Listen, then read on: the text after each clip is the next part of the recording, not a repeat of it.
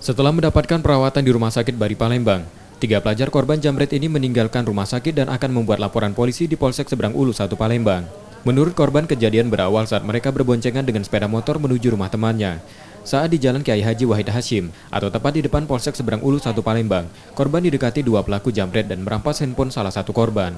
Kuatnya tarikan pelaku membuat ketiga korban jatuh dari motor dan terluka. Jatuhnya, nggak tahu juga dia ngerengi ya, Bu. Nggak nyata dia ngerengi.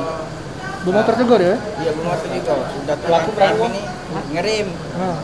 Nah, langsung dipepetnya.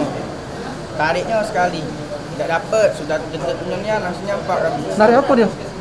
Hah? Narik apa dia? HP. HP punya apa? HP ini. Jadi HP itu dipegang di tangan? Iya, dipegang di genggamnya. Jadi pas itu kamu langsung nyampak? Iya, langsung nyampak. Korban dikabarkan sudah melaporkan peristiwa itu ke polisi. Yudi Kiswanto, Kompas TV, Palembang.